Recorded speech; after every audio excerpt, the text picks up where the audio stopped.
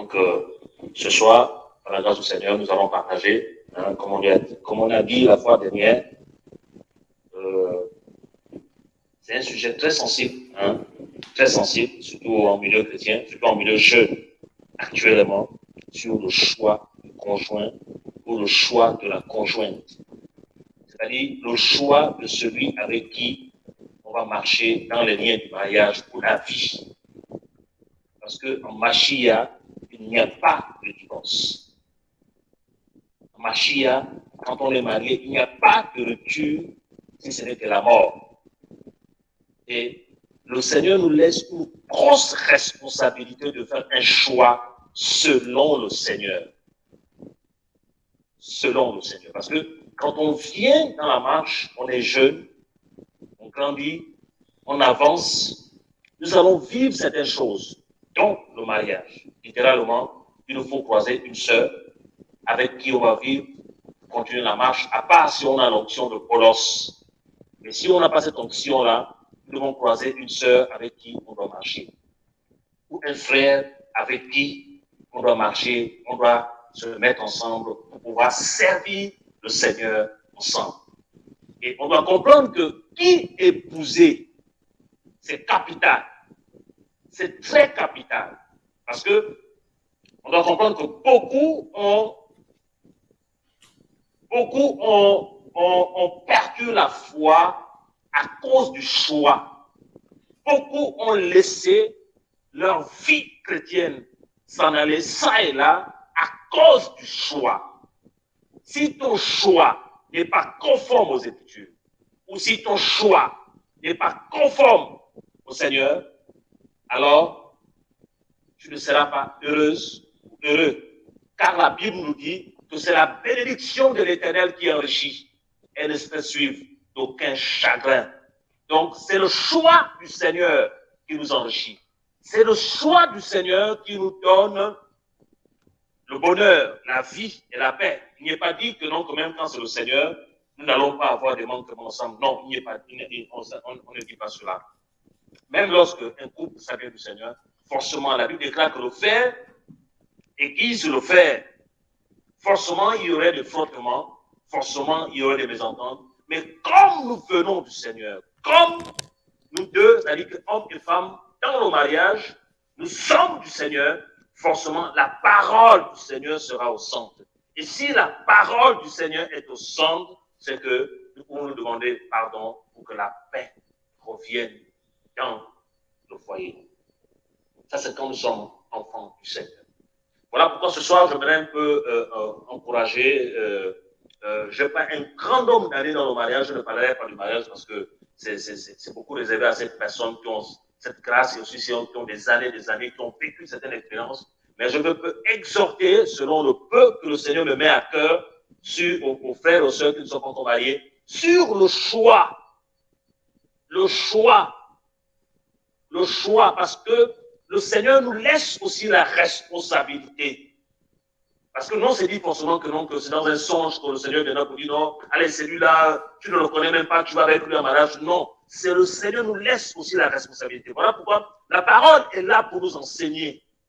La parole est là pour nous édifier. La parole est là pour nous éclairer, nous conduire sur le chemin de la lumière. La parole du Seigneur. Et la Bible nous dit dans le livre de Yohanan 8, 36 que si le Fils vous affranchit, vous serez réellement libre. Donc nous devons comprendre que l'affranchissement de nos vies vient par la connexion au Fils. Et quand on parle de la connexion au Fils, on parle de la connexion à la parole du Seigneur.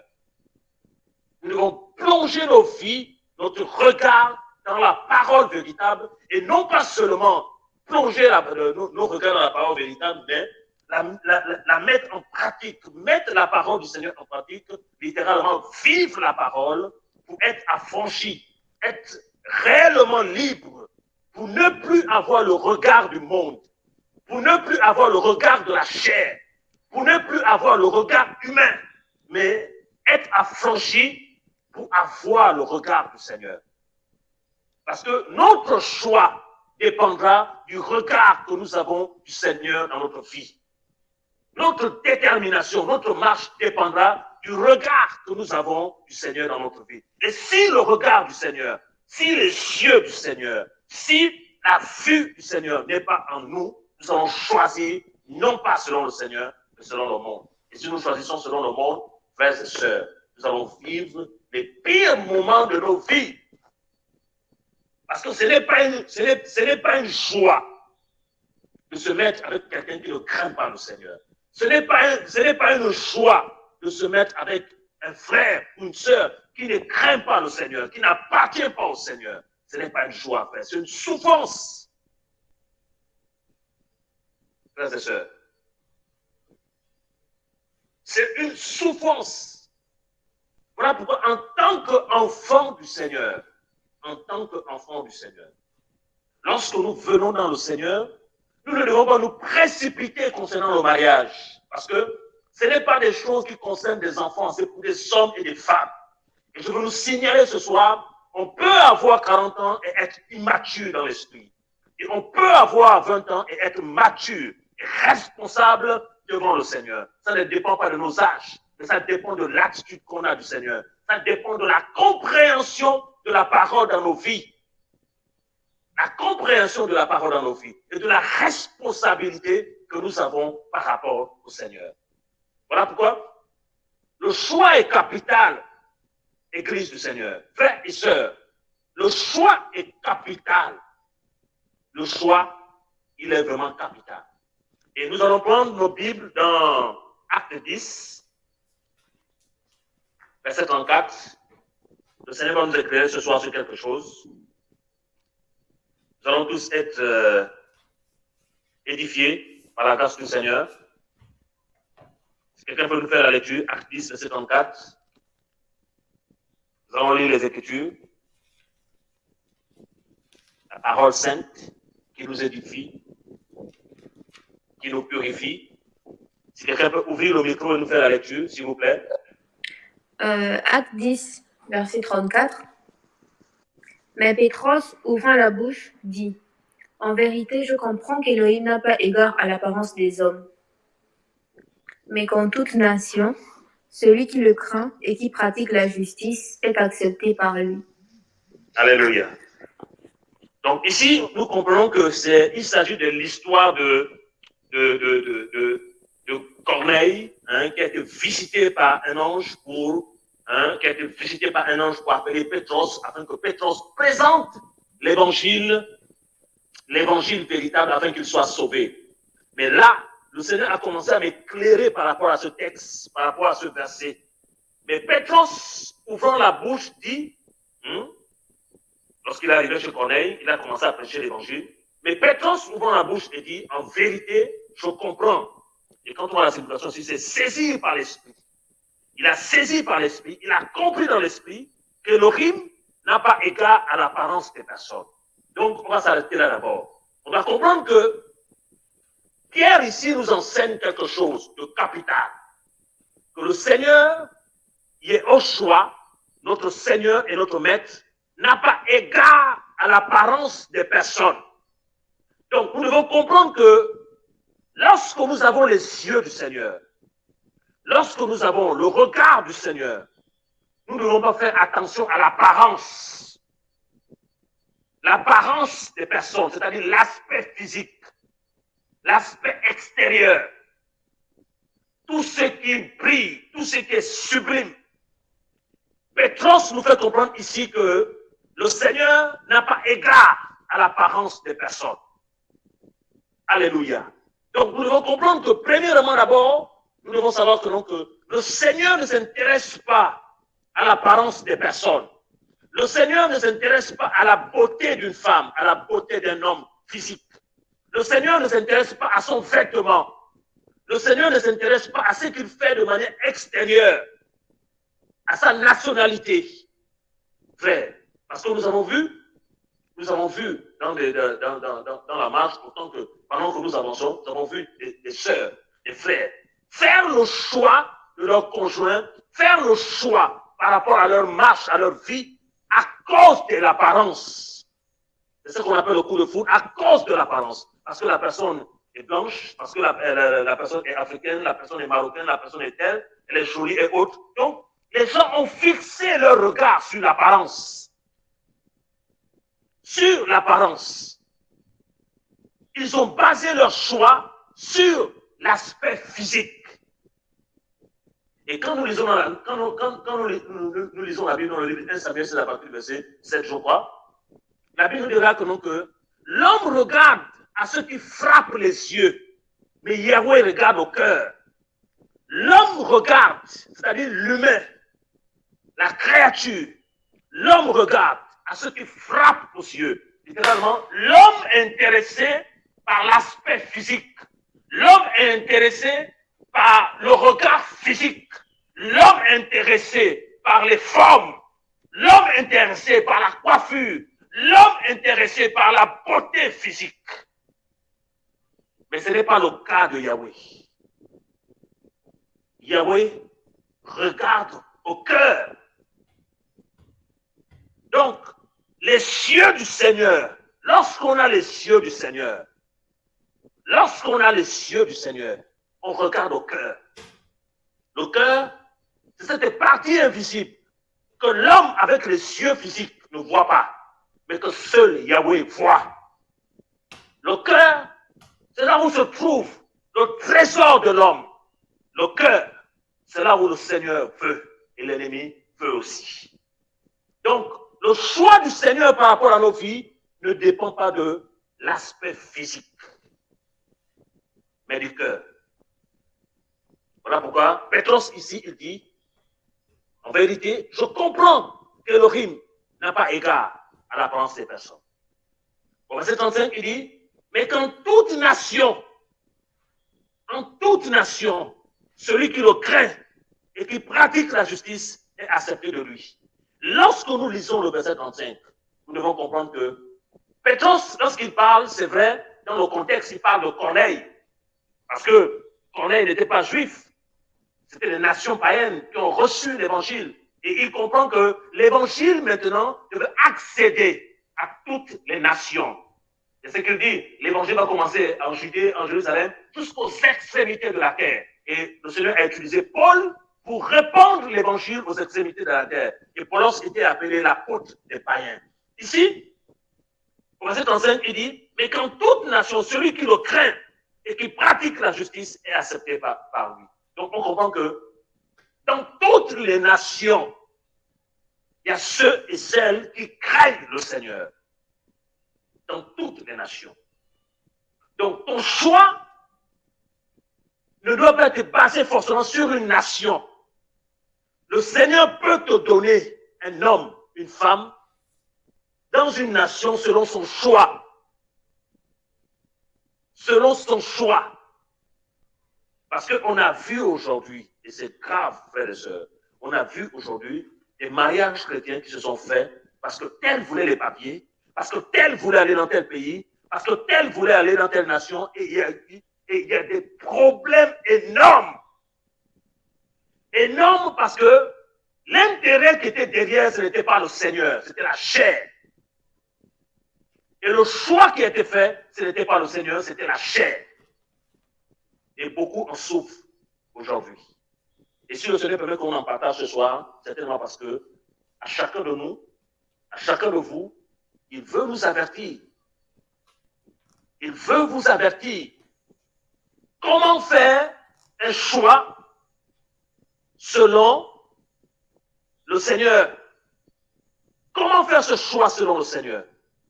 Mais quand toute nation, donc ici on comprend que dans les nations, il y a ceux et celles qui craignent le Seigneur.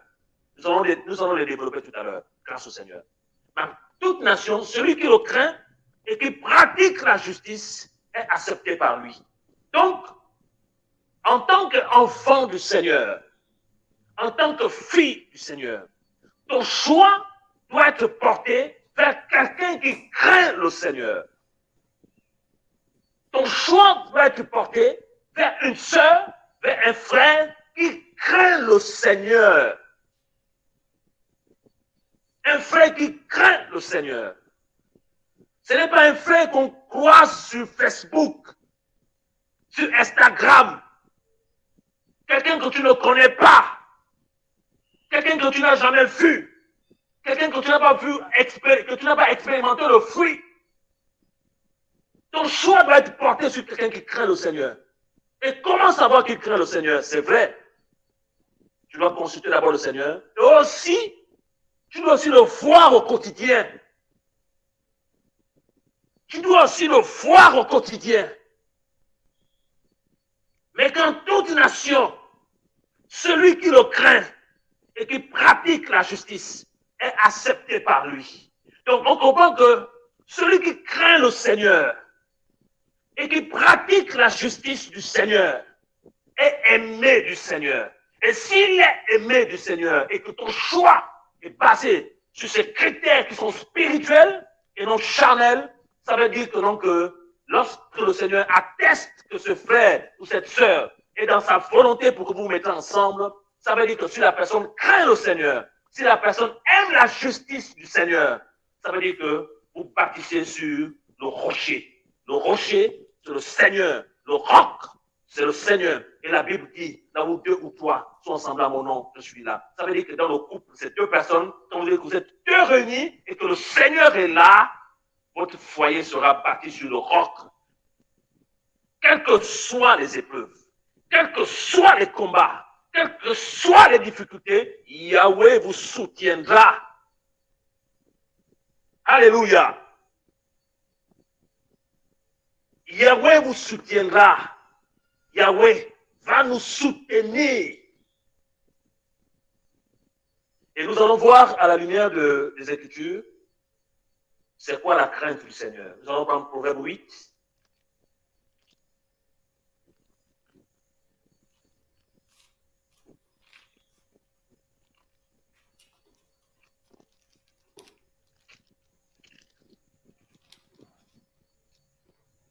Proverbe 8, versets 12 à 17. Je peux nous faire la lecture.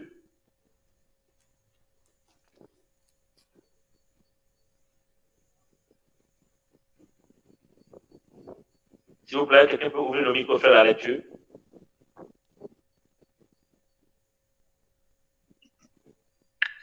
Proverbe 8, je vais lire. 12 à 17. Verset 12 à 17. Moi, la sagesse, je demeure dans la sagacité et je possède la connaissance de la réflexion. La crainte de Yahweh, c'est la haine du mal. Je hais l'orgueil et l'arrogance, la voix de la méchanceté et la bouche hypocrite. À moi appartiennent le conseil et le succès durable. Je suis le discernement. À moi appartiennent la force. Par moi règnent les rois et par moi les princes décrètent ce qui est juste. Par moi gouvernent les seigneurs, les princes et tous les juges de la terre. J'aime ceux qui m'aiment et ceux qui me cherchent me trouvent. Avec moi Alléluia. sont la richesse et la gloire. Verset 17, merci. Au verset 13, il dit, la crainte de Yahweh, c'est la haine du mal. Je hais l'orgueil et l'arrogance, la voix de la méchanceté et la bouche hypocrite. Donc, lorsque ton choix est basé sur quelqu'un qui le craint, parce que la Bible nous dit dans le livre de Matthieu 7, dans le livre de Matthieu, que l'évangile de Matthieu, qu'on reconnaît un arbre à ses fruits. On reconnaît l'arbre à son fruit. Littéralement, lorsqu'on voit un avocatier, le fruit qu'on doit voir, ce n'est pas la mangue, c'est l'avocat. Lorsqu'on voit un pommier, le fruit qu'on doit voir, ce n'est pas l'avocat, c'est la pomme. Donc, on reconnaît un arbre à son fruit. On reconnaît un enfant du Seigneur à son fruit. On reconnaît un enfant du Seigneur à son fruit. Et en tant que disciple du Seigneur, nous l'avons vu la fois dernière, hommes et femmes, nous sommes appelés à être disciples du Seigneur. Et le Seigneur a fait une recommandation capitale. Allez et faites des nations des disciples. Et les recommander à observer tout ce que je vous ai prescrit. Donc, un disciple du Seigneur, c'est celui qui suit pas l'enseignement d'un homme, pas l'enseignement d'une église, mais l'enseignement que le maître a laissé, l'enseignement biblique que le maître a laissé. Un vrai disciple du Seigneur vérifie les Écritures à la lumière de la parole. Un vrai disciple du Seigneur, homme et femme, doit vérifier les comportements des uns et des autres à la lumière de la parole. Parce que nous sommes enfants de lumière. Et ici, il dit dans Proverbe 8, au verset 13, que la crainte de Yahweh, c'est la haine du mal. Donc, si ton choix est porté vers quelqu'un qui craint le Seigneur, si ton choix n'est pas d'abord porté vers quelqu'un qui a une belle figure, une sœur qui a une belle figure, une sœur qui parle bien, une sœur qui a, ou un frère qui est séduisant, mais si ton cœur est porté vers quelqu'un qui craint le Seigneur, ça veut dire que, donc, s'il est enfant du Seigneur, en craignant le Seigneur, il aura la haine du mal. Littéralement, la haine du péché. La haine du péché. Il va refuser le péché. Et si ton choix est focalisé vers quelqu'un qui aime le Seigneur, qui craint le Seigneur, il va refuser de te décevoir. Il va refuser de te blesser. Il va refuser de poser des actes qui vont te nuire. Il va construire ta vie à travers la parole. Il va construire ta vie à travers la prière. Il va construire ta vie à travers les actes qu'il posera. Parce que les actes qu'il posera vont glorifier le nom du Seigneur Yeshua, Amashia. La crainte du Seigneur t'amènera dans les hauteurs. La crainte du Seigneur t'amènera dans les profondeurs. Parce que craindre le Seigneur, c'est rejeter le mal. C'est rejeter la méchanceté. C'est rejeter l'orgueil. C'est rejeter tout ce qui est faux. Église du Seigneur. Ton choix doit être porté vers quelqu'un qui le craint. Quelqu'un qui craint le Seigneur. Et ici, Proverbe nous dit que la crainte de Yahweh, c'est la haine du mal. Si ton choix est porté vers quelqu'un qui craint le Seigneur, il va refuser de toucher autre chose. Il va refuser le vol. Il va refuser la rébellion. Parce qu'il aime le Seigneur. Parce qu'il aime le Seigneur. Il va refuser de faire des choses qui vont te blesser. Pas parce qu'il t'aime d'abord, non. Mais parce qu'il aime le Seigneur. Et il ne veut pas blesser le cœur du Seigneur. Voilà pourquoi, Église du Seigneur, on doit comprendre que donc le choix du conjoint dans le mariage n'est pas facile. Il faut l'aide de l'Esprit du Seigneur. Il ne faut jamais se précipiter. C'est vrai qu'on a besoin des conseils des aînés, d'une certaine expérience, mais il faut aller au pied du maître. Le choix est capital. Soit tu vas dans un mariage qui va glorifier le nom du Seigneur, soit tu rentres dans un mariage et tu meurs dans la foi et tu vas en enfer. C'est capital. Frères et sœurs, si je prends ce temps pour vous partager ce petit partage grâce au Seigneur, c'est parce que, avant que je me marie, mon regard était focalisé sur l'aspect extérieur. Mon regard était beaucoup focalisé sur l'aspect extérieur. Mon regard était focalisé sur la grâce. Proverbe 31 en parle, on prendra ce verset. La grâce est trompeuse, la beauté est vaine, la grâce est trompeuse. Mais la femme qui craint Yahweh sera louée. Mon regard était focalisé sur la grâce. Mon regard était focalisé sur la couleur de la peau. Mon regard était focalisé sur le langage. Mon regard était focalisé sur tout ce qui est de la chair. Tout ce qui est de la chair. Et enfin, je me rendais compte que dans tous ces choix, Yahweh n'était même pas à l'intérieur.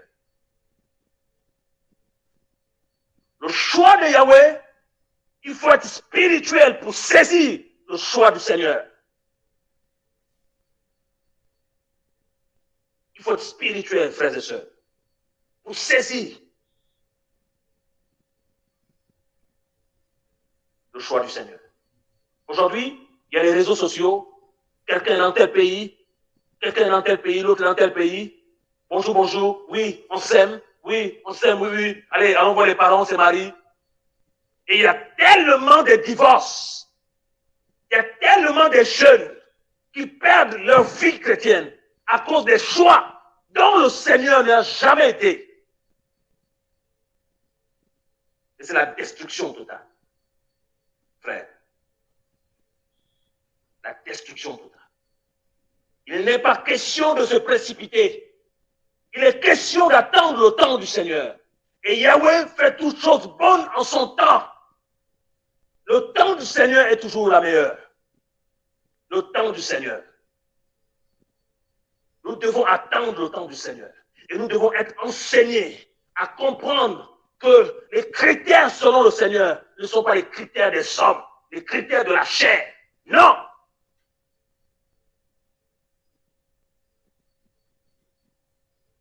Quelqu'un peut venir avec une bonne manière de parler. Quelqu'un peut venir avec une grâce pas possible. Il prêche bien l'évangile. Il connaît les versets. Mais au fond, ce n'est pas un enfant du Seigneur. Au fond, tu apprendras plus tard que celui-là est folle. Celui-là est dans le péché. Celui-là est dans le mensonge. Le fruit n'est pas le fruit du Seigneur. Parce que tu n'as pas vérifié en profondeur si cette personne est fondée sur le Mashiach. Et tu mènes l'alliance avec lui. Et comme il n'y a pas de divorce, tu es obligé de supporter toute ta vie. Et si tu te maries, par exemple, à 25 ans, tu es obligé, et tu meurs à 70 ans, tu es obligé de supporter le 25 ans, 70 ans. Quelle souffrance! Quelle souffrance!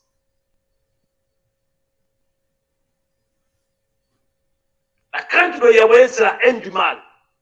Je hais l'orgueil et l'arrogance, la voix de la méchanceté et la bouche hypocrite. On n'épouse pas un hypocrite. C'est quelqu'un qui fait semblant. Un vrai frère qui aime le Seigneur, même s'il t'aime, il te dira la vérité. Une vraie sœur qui aime le Seigneur, même si elle t'aime, elle te dira la vérité. Elle n'est pas hypocrite. Nous sommes enfants de lumière. Et en étant enfants de lumière, on doit aimer la vérité. L'amour de la vérité doit être en nous. L'amour de la vérité.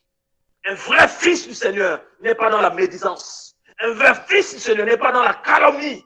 Un vrai fils du Seigneur ne parle pas derrière. Un vrai fils du Seigneur, lorsque son frère a péché, il ne va pas médire de maison à maison. Il va voir son frère. Il dit à son frère, voilà ce que je veux, voilà ce que je veux. Et lorsque son frère lui demande pardon, c'est fini, le problème s'arrête là. C'est ça les enfants de lumière. Et là, le Seigneur ce soir, est en train de nous donner des clés. Des clés par rapport au choix. Comment observer quelqu'un. C'est dommage que beaucoup aujourd'hui, dans leur choix, c'est le coup de foot. Ah oui, on s'aime, c'est fini. Et après, dans le foyer là-bas, c'est tout et de rien. C'est le désordre absolu. Parce que lorsqu'on se marie, quand on se marie, c'est pas forcément d'abord pour faire les enfants, non. C'est pas pour montrer qu'on a l'alliance, non. C'est pas pour montrer qu'on porte le même vêtement, non. Quand on se marie d'abord, c'est pour accomplir la vision du Seigneur dans nos vies. Quand on se marie, c'est parce que le Seigneur a un plan dans nos vies. Adam est en train de travailler et Kava est arrivé. Adam travaillait, Kava est arrivé, l'aide. Donc elle est venue aider Adam dans le travail qu'Adam devait faire. Mais elle a échoué parce qu'elle a écouté la voix du Satan. Lorsqu'elle a communiqué sa pensée à son mari n'étant pas ferme à céder à cette femme. Et le Seigneur lui a dit, puisque tu as écouté la voix de ta femme, comme la voix de ta femme, comme la parole qui venait de ta femme n'était pas en conformité avec la parole du Seigneur, et voilà la sanction qui t'arrive. Donc on doit comprendre que même quand on est marié, le conseil que ton mari te donne doit être conforme aux Écritures. Le conseil que ta femme te donne doit être conforme aux Écritures. Si ce n'est pas conforme aux Écritures, ça doit être rejeté. Parce que l'autorité absolue d'abord, c'est la parole.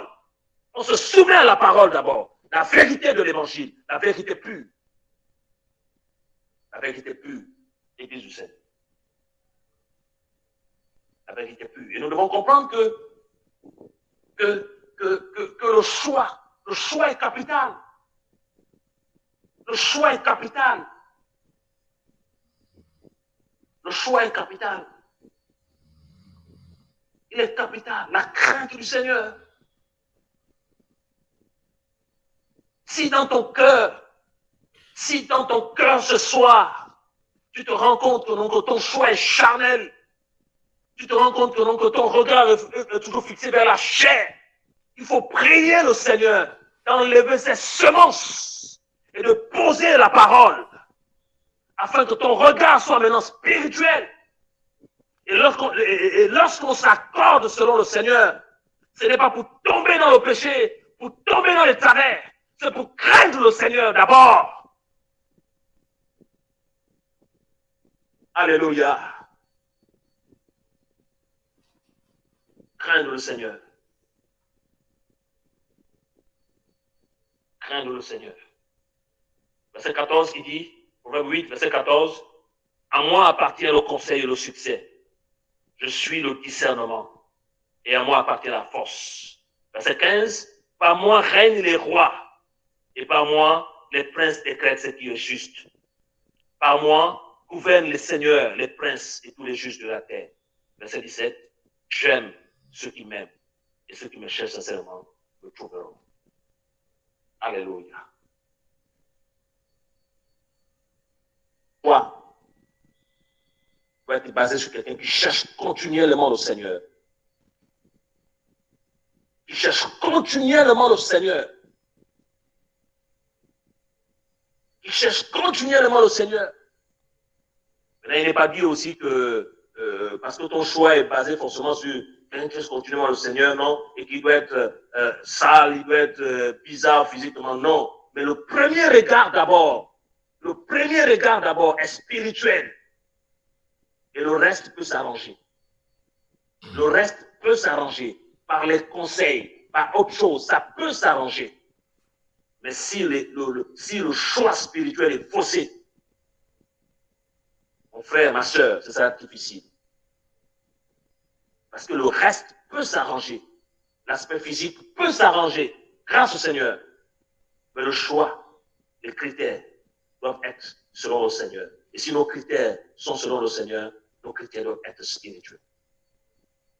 On doit rechercher le Seigneur d'abord.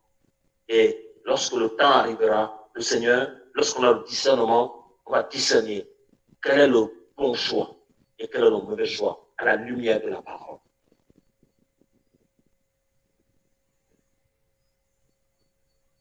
Alléluia. On va prendre Romains 6.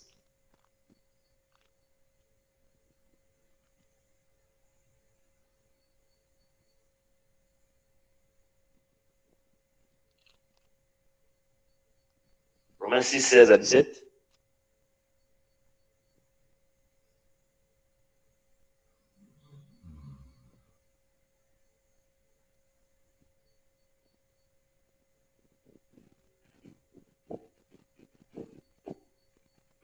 Quelqu'un peut faire la lecture?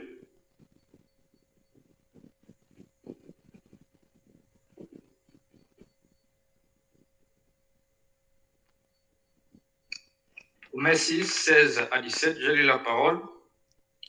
Ne savez-vous pas qu'en vous offrant à quelqu'un comme esclave pour lui obéir, vous êtes esclave de celui à qui vous obéissez, soit du péché pour la mort,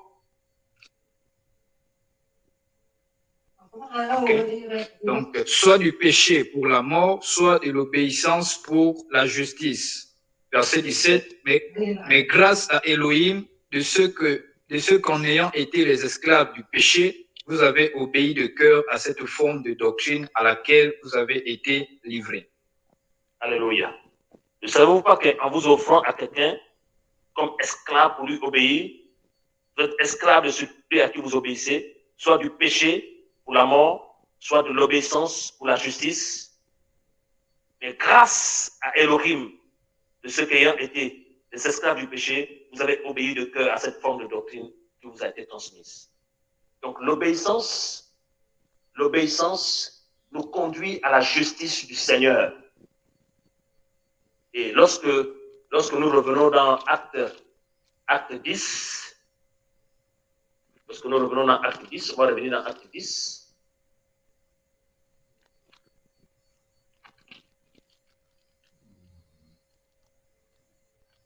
Acte 10, verset 34, Pétros disait, mais Pétros, ouvrant la bouche, dit, en vérité, je comprends qu'Elohim n'a pas égard à l'apparence des personnes, mais qu'en toute nation, celui qui le craint et qui pratique la justice est accepté par lui. Et lorsqu'on lit Romains 6, on comprend que l'obéissance à la parole, l'obéissance au Seigneur nous conduit à la justice divine.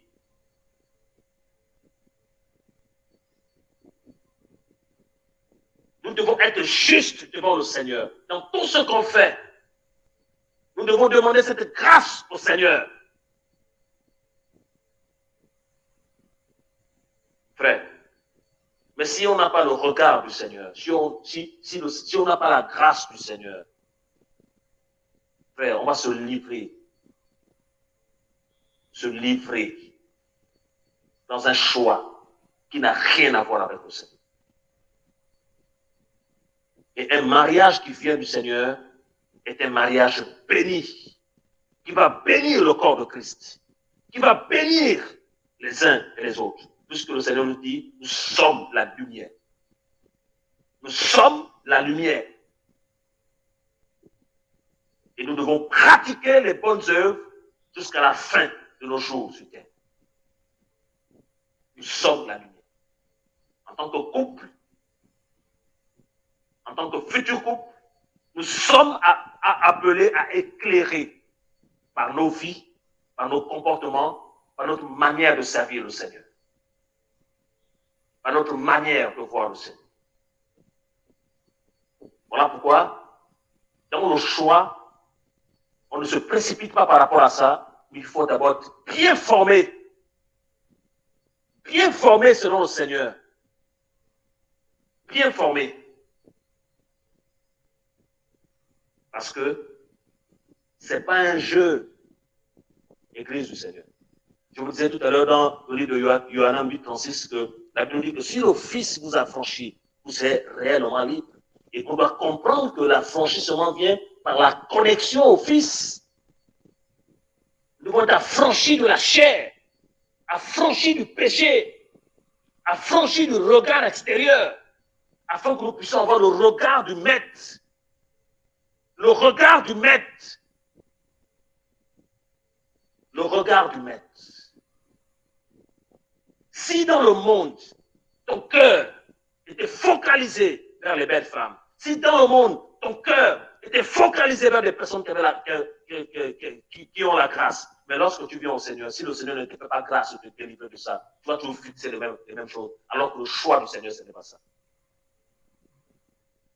Voilà pourquoi nous devons être épurés par le Seigneur. Nous devons être émondés par le Seigneur. Émondés par le Seigneur. Parce qu'en tant que couple, quand on se marie, c'est parce qu'il y a une vision. C'est parce qu'il y a un travail à faire. C'est parce qu'il y a un travail à faire. Le Seigneur ne met pas deux personnes en vain. Le Seigneur ne met pas deux personnes ensemble seulement pour faire des enfants, seulement pour travailler, seulement pour manger, après vous mourrez. C'est faux. Il y a une vision. Quand le Seigneur met deux personnes ensemble, parce qu'il y a un travail à faire. Et beaucoup de chrétiens n'ont pas encore compris cela. Surtout la nouvelle génération là. Une génération qui est dans la précipitation. Une génération des jeunes qui n'écoutent plus les conseils.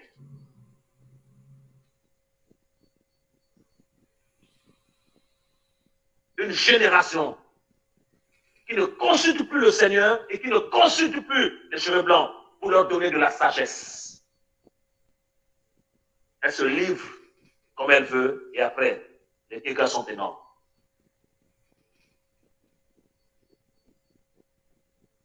Alléluia. Les dégâts sont énormes. Et nous devons comprendre que le Seigneur n'a pas égard à l'apparence des personnes. Le Seigneur n'est pas impressionné parce que tu prêches bien. Le Seigneur n'est pas impressionné parce que tu chantes bien. Le Seigneur n'est pas impressionné parce qu'on t'appelle pasteur, parce qu'on t'appelle apôtre. Le Seigneur n'est pas impressionné parce que tu diriges tel groupe.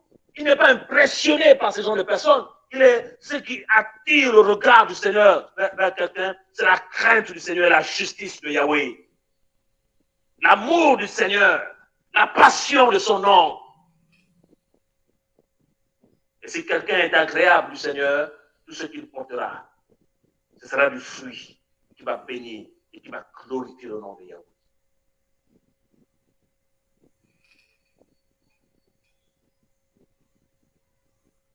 Alléluia. Voilà. Je crois que c'est ce partage-là que je voulais communiquer avec vous ce soir. Beaucoup de prudence, frères et sœurs. Beaucoup de prudence. Nous sommes environnés actuellement, Paul l'a prédit, par des fausses sœurs et de faux frères. Nous sommes environnés, au milieu de nous, il y a des loups qui viennent pour capturer les âmes dans la bergerie, pour prendre les sœurs en mariage et les tuer, prendre des frères en mariage et les tuer. Ton choix doit être capital. Il faut consulter le Seigneur. Il faut consulter le Seigneur. Consulter le Seigneur. Même si cette personne prêche bien, enseigne bien, même si cette personne marche avec ceux qui craignent le Seigneur, toujours consulter le Seigneur. Consulter le Seigneur. Ne subis pas la pression de quelqu'un. Consulte le Seigneur. Parce que c'est capital. C'est un choix capital pour ta vie. Et les conséquences, ce n'est pas un frère, une sœur qui en subira, c'est toi. Ton choix doit être conforme à la parole, conforme au Seigneur. Et tu vivras un mariage épanoui. Un mariage béni, même s'il y a des difficultés, même s'il y a des combats. Le Seigneur, comme il est avec toi, il te montrera, oui, mon choix, je suis dans ce choix, mais je te soutiens dans le combat. Je vais te soutenir dans les manquements. Parce que vous craignez mon nom. Vous craignez mon nom. Alléluia. Acte 1. Acte 1, verset 24. Quelqu'un peut faire la lecture?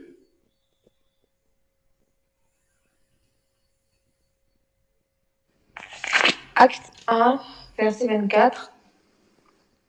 Et en priant, ils dirent, toi, Seigneur, qui connais les cœurs de tous, désigne lequel de ces deux tu as choisi.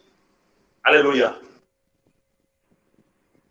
Donc là, il s'agissait du choix lorsque Yehuda a quitté les 12. Il fallait choisir entre deux. Parce que Pétros ici se rend compte que non, il a marché avec Yehuda. Ils ont prêché. Ils ont prié pour les personnes. Mais c'est un fils de la perdition. Il se rend compte que non, il était au milieu d'eux. Mais il n'était pas frère. Parce que dans le livre de Yohanan, on dit que non, que Yehuda était un voleur. Il volait de l'argent. Et pourtant, il prêchait. Il a marché avec l'homme le plus optionné de tous les temps. Il est au choix. Mais c'était un voleur. C'est-à-dire que dans son apparence, il montrait qu'il appartenait au Seigneur. Mais au fond, c'était faux. Et plus tard, ayant été enseigné, au verset 24, il dit, et en priant, il dit, toi, Seigneur, qui connais les cœurs de tous. Le Seigneur connaît les cœurs. Le Seigneur connaît les cœurs. N'oubliez jamais ça, frères et sœurs. Lorsque quelqu'un s'approche vers toi, même pour la collaboration, même pour le lien du mariage, n'oubliez jamais ça. Même si vous êtes face ébloui comme quoi, Seigneur, montre-nous l'état d'âme de la personne. Seigneur, montre-nous le cœur de cette personne. Seigneur, est-ce que cette personne t'appartient? Parce qu'il n'y a que le Seigneur qui connaît ce qui sera dans 5 ans, 6 ans, 7 ans, 10 ans. Il n'y a que le Seigneur qui connaît. Voilà pourquoi il faut toujours consulter le Seigneur. Consulter le Seigneur. Alléluia. S'il vous plaît, ne tombez pas dans le coup de foudre. Ne tombez pas dans l'obligation de marier un frère qui est en France parce qu'il faut aller en France. Ne tombez pas dans l'obligation de marier une sœur qui est aux États-Unis parce qu'il faut aller aux États-Unis, tu auras la nationalité. Non. Le choix doit être porté vers quelqu'un qui craint le Seigneur. Et si le choix du Seigneur est porté vers quelqu'un qui vit en Europe, en Afrique, c'est bon.